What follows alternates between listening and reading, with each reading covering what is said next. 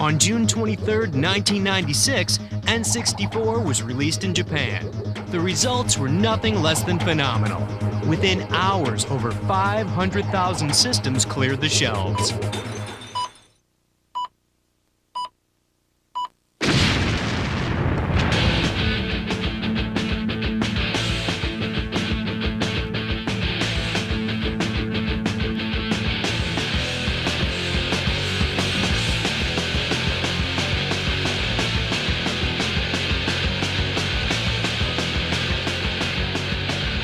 On September 29th, N64 is scheduled for release in North America. The system is about to change. But before it does, we decided to invite 3 of the best gamers in the country to put it to the test. This is N64.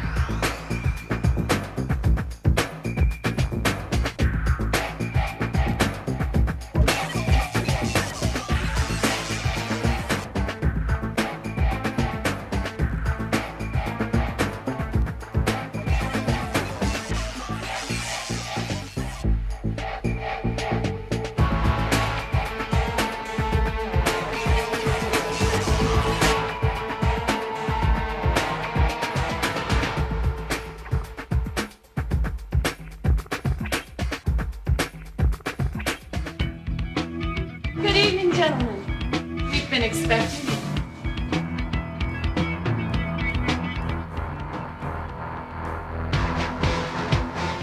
This is it, the power of N64, the driving force in the next generation of video games.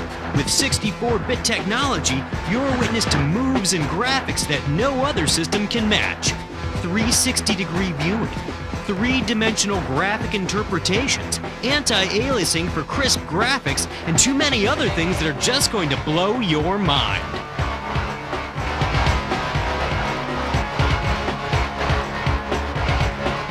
Welcome to N64.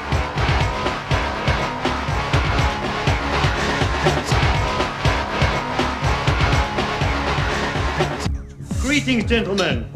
Your journey begins this way, and from this way we go that way.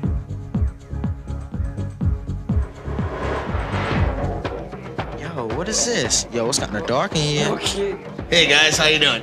So, I understand you're here to find out about the Nintendo 64.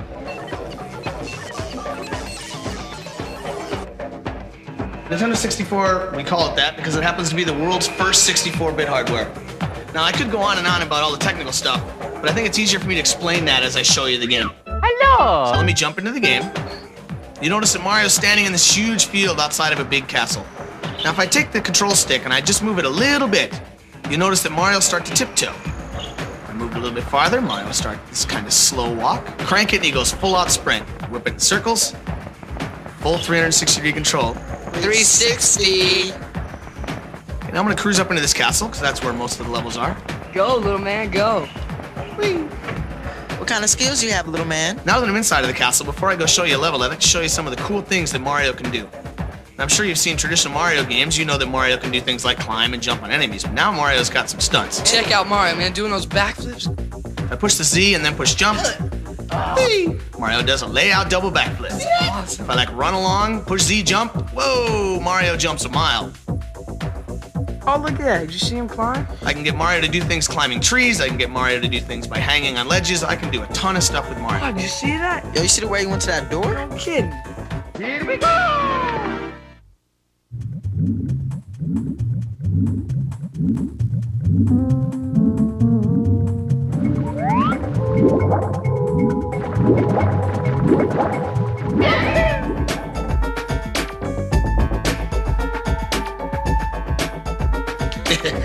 Control stick is cool. It actually allows full 360-degree control. Okay, so I'm gonna cruise along here and jump into this picture. Oops. Hey, how'd you do that? Actually, it was pretty hard. We had a bunch of R&D guys with busted heads. This level's kind of cool because there's swimming levels in the game, there's snow levels, there's other stuff. This level actually involves swimming as well as kind of some traditional platform stuff. However, now it's all happening in a 3D world. That's awesome.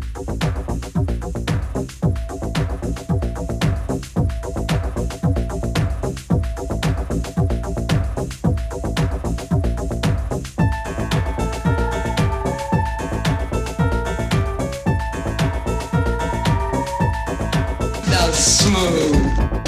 There's one other cool area I'd like to show you in the game before we move on to the other products. And that's Bowser.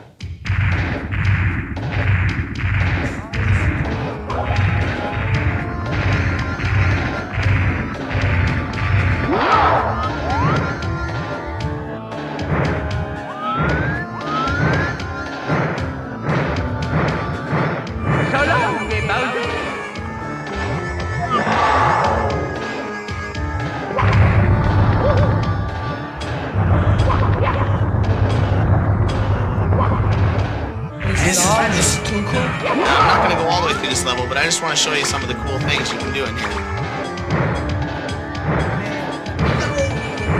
Give him a toss, man. He ain't nothing.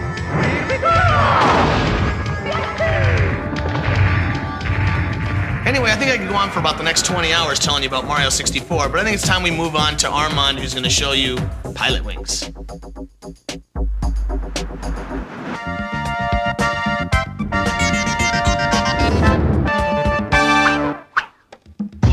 Now that you just finished playing Mario and done a crash course in Techno Babble 101, it's time to talk fun.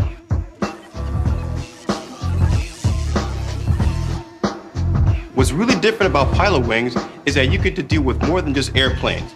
You've got hang gliders, you've got rocket packs, and you've got gyrocopters. It's the most unique flight simming game you've ever played in your life. When you're playing the game, you feel like that you're actually in the game. For example, in this hang glider level, there's going to be some rings you got to fly through. That's the first part of it. Now you got to be sure that you're making yourself steer really steady because the mountains are in close, okay? Now when you go through all the rings, make sure that you pull the joystick down to swoop your plane upward. Swoop just like that, just like that. When you're going in for the landing, you want to use your A button, or commonly known as the blue button. Use it to slow down speed if you're going too fast. Come in for the landing, and it's an A+ if you hit it right. Yo, this is unreal.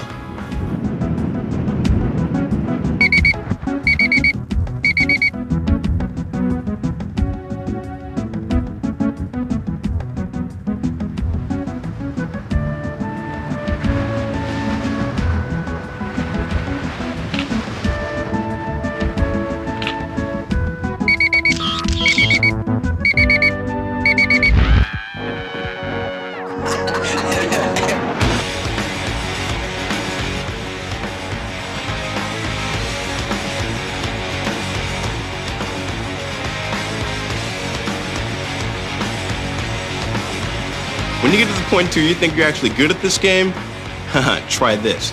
Try getting at least a silver or gold medal in all 3 events, and you're gonna open your way up into some new hidden levels, like the cannonball stage. One thing that's really cool about the cannonball is that you can use the R button to change your camera angle, and that way you get a true feeling of yourself being in a real-time 3D environment. The jungle hopper. Haha, that's one of my favorites. In this area, the object is to jump across the USA. Now you want to use your analog joystick once again to make sure that you get the longest jump possible. You jump over this building here, and then you go around the bend and try to find the best way to get to the actual goalpost.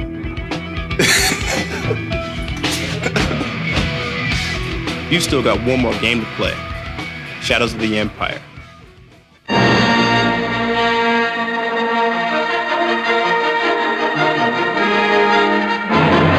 Well, I guess you two guys are here to see Star Wars Shadows of the Empire.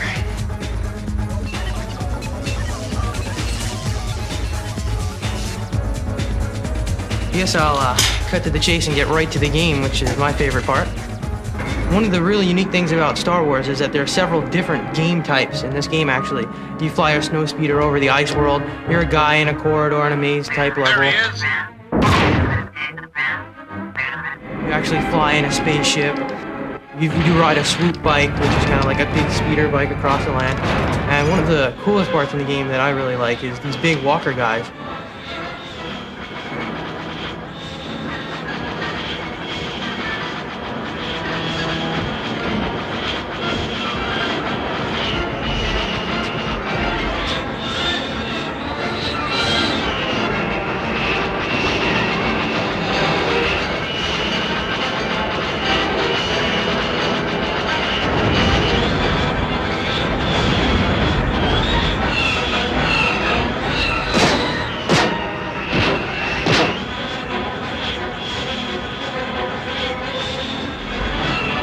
can actually fly around them and wrap them up with a tow hitch. And you can circle them just like in the movie. And then you can trip them up.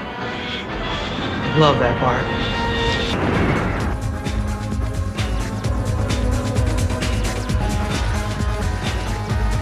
The world is in real 3D, so I can look around and go anywhere I want. But I can also aim and shoot up at enemies that are high, low. I can strafe and run and shoot in different directions. You're out there, Henry. I can jump over objects. I can actually duck and fire at some of the stormtroopers. I can get different weapons to fire, the flamethrower to kill these big ice monsters. Okay, this is the flying over the Star Destroyer. And here you actually can zoom in to the cockpit. In every level, there's different views. You can zoom in and out. You can watch the guy from a third-person view, or you can actually watch from a first-person view. Here I have to destroy all these TIE fighters, watch out for asteroids. As you can see, the explosions here are just as good as the other level. Whoa! I just love that part.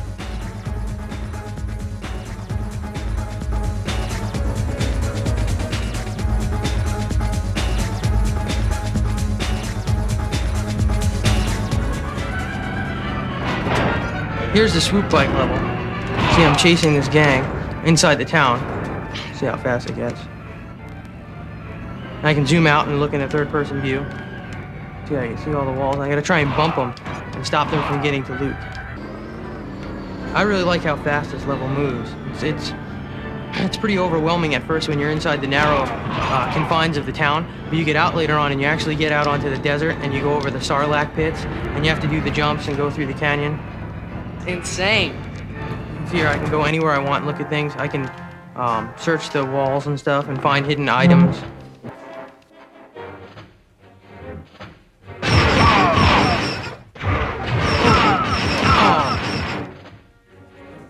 Well, that's just some of Star Wars Shadows of the Empire. Whoa, those are 3 great games. We've only scraped the surface.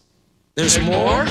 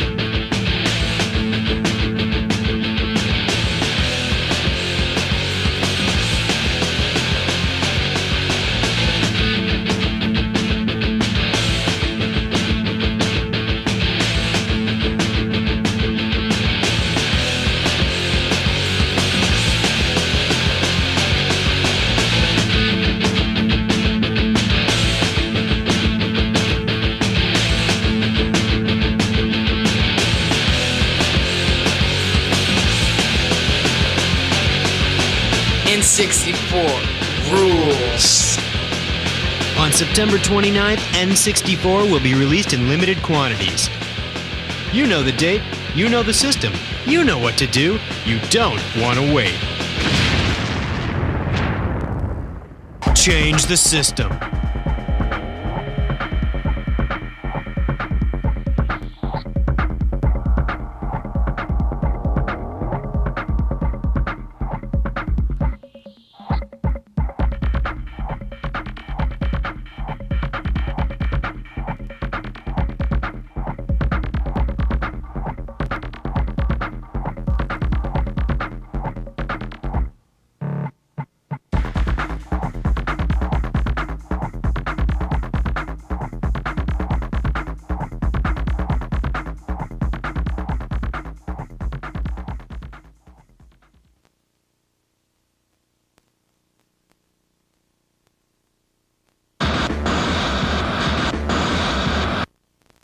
You still want more?